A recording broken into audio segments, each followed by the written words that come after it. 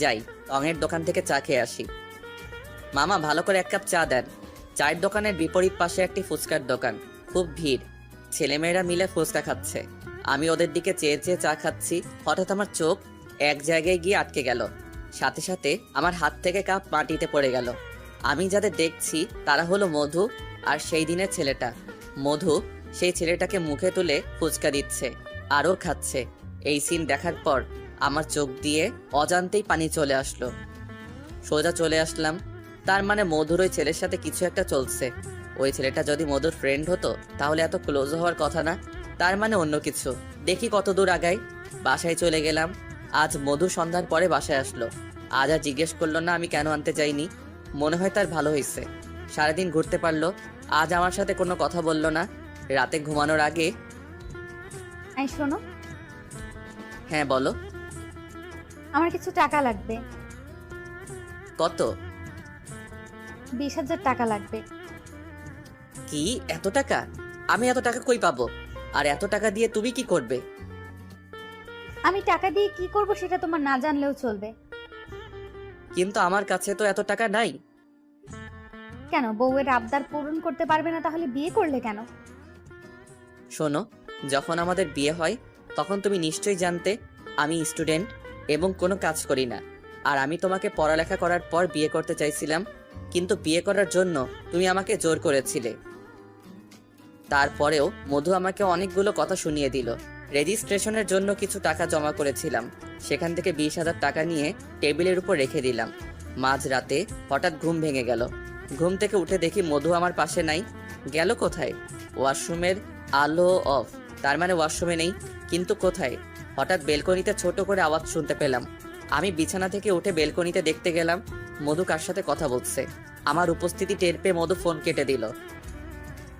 এত রাতে কে ফোন করেছিল? আমার এক বান্ধবী আমেরিকা থাকে। আচ্ছা, ফোনে কথা শেষ হলে চলো ঘুমিয়ে পড়ো। তারপর ঘুমিয়ে পড়লাম। কাল সকালে এর কিছু একটা ব্যবস্থা করতেই হবে। এভাবে আর কতদিন? দিন দিন শুধু আমার থেকে দূরে সরে যাচ্ছে। পরদিন সকালে উঠেও মধুকে পেলাম না।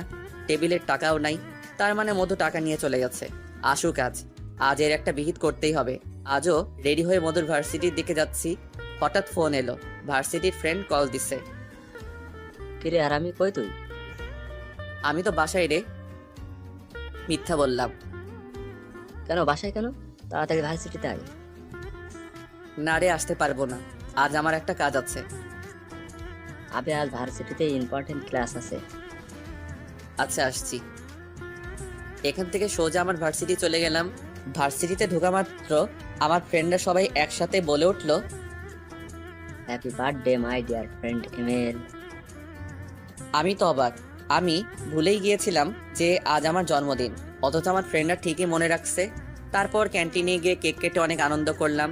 প্রায় সন্ধ্যা হয়ে গেল। যখন বাসায় আসবো তখন আমার ফ্রেন্ডরা আমাকে কিছু গিফট দেয়। আমি সেগুলো নিয়ে খুশি মনে বাসায় ফিরলাম। ফেরার পথে হঠাৎ মধুর কথা মনে পড়ে গেল। আজ আমার জন্মদিন, অথচ মধু আমাকে উইশ করলো না। কিন্তু কেন? ওর কি মনে নেই? ভুলার কোনো কথাই নাই। এই টাকাগুলো কেন নিল? মনে হয় আমার বার্থডে উইশ করার জন্য, আমাকে সারপ্রাইজ দেওয়ার জন্য। খুশি মনে বাসায় ফিরলাম। বাসায় গিয়ে কলিং বেল চাপলাম। আঙ্কেল দরজা খুলে দিলেন। তারপর আমার রুমে গিয়ে গিফটগুলো টেবিলের উপর রেখে ফ্রেশ হয়ে আসলাম। আমি মধুকে খোঁজার চেষ্টা করছি না, কেননা ও আমার বার্থডে সেলিব্রেশনের কাজে হয়তো বিজি আছে। কিন্তু রাত তো অনেক হলো, কিন্তু মধুর কোনো খোঁজ পাওয়া যায় না কেন? আঙ্কেলের কাছে গেলাম। আঙ্কেল, মধু কই? ও বাবা, আমি ভুলেই গেছি তোমাকে বলতে। তারপর আঙ্কেল যা বললেন তা শুনে আমার পায়ের নিচ থেকে মাটি চলে গেল। আজ দুপুরে মধু আমাকে বলেছে ও তার আজ এক ফ্রেন্ডের জন্মদিন, তাই তার ওখানে যেতে হবে, ফিরতে লেট হবে। তোমাকে বলেনি? না তো। আচ্ছা, কার জন্মদিন গেছে? নাম কি? কি যেন বললো? ও হ্যাঁ, সুভাষ নামের এক ফ্রেন্ড। আঙ্কেলের কথা শুনে মাথায় আকাশ ভেঙে পড়ল। বুক ফেটে চৌচির হয়ে যাচ্ছে। মনে হচ্ছে কলিজাটা কেউ টান দিয়ে ছিঁড়ে ফেলতেছে। আজ আমার জন্মদিন, অথচ আমার বউ, আমার ভালোবাসার মানুষ, যাকে ছাড়া এক মুহূর্ত কাটে না, সে অন্য পুরুষের জন্মদিন পালন করতে গেছে। বন্ধুদের খুব গালি দিচ্ছি, কেন আমার জন্মদিন পালন করতে গেল। যদি ওরা জন্মদিন পালন না করতো তাহলে আমার মনে পড়তো না আর এত কষ্ট পেতাম না। এইভাবে দেখতে দেখতে অনেক রাত হয়ে গেল। রুমের মধ্যে পাইচারি করছি। আঙ্কেল খাওয়ার জন্য বলেছেন, কিন্তু আমি যাইনি। কি করে খাবো? খাবার হজম হবে না। রাত প্রায় 12টার দিকে মধু আসলো। মাথা ডলতে ডলতে রুমে প্রবেশ করলো। মধু, শোনো, তুমি কি শুরু করলে এসব? এত রাতে কোথায় ছিলে? কিছু বলছে না, সোজা বিছানায় চলে যাচ্ছে। আমি ওর কাছে যেতেই এক বিচ্ছিরি গন্ধ নাকে আসলো। তার মানে মধু নেশা করেছে। এখন যাই বলি না কেন, কোনো লাভ হবে না। ও বিছানায় গিয়েই ঘুমিয়ে পড়লো। আমি সারা রাত ঘুমাতে পারিনি। সকালে নামাজ পড়ে ছাদে পায়চারি করছি। কিছুক্ষণ পরে রুমে আসলাম। এসে দেখি মধু ফ্রেশ হয়ে বসে আছে। আমি যাওয়া মাত্র ও নাস্তা দিয়ে দিল। নাস্তা করে রুমে এসে বসলাম।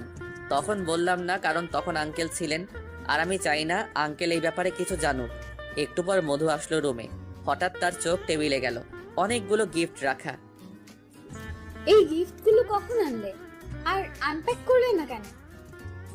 নিশ্চুপ। ও বুঝেছি, আমার জন্য এনেছো বুঝি। এইগুলো না তোমার জন্য এনেছি, না আমার জন্য এনেছি। তো কার এগুলো? এইগুলো আমার বন্ধুরা দিয়েছে। হঠাৎ বন্ধুরা দিল কেন? কোনো স্পেশাল কারণ? বন্ধুরা যতই হারামি হোক না কেন, কখনো বেইমানি করে না। কি হয়েছে তো বলবা। এগুলো আমার বার্থডে গিফট, আমার জন্মদিনের উপহার। কাল তোমার জন্মদিন ছিল, আমাকে বলনি কেন? কাল সুভাষের জন্মদিন ছিল। আমারটা তেমন গুরুত্বপূর্ণ নয়, তাই বলিনি। সরি, আমি ভুলে গেছি।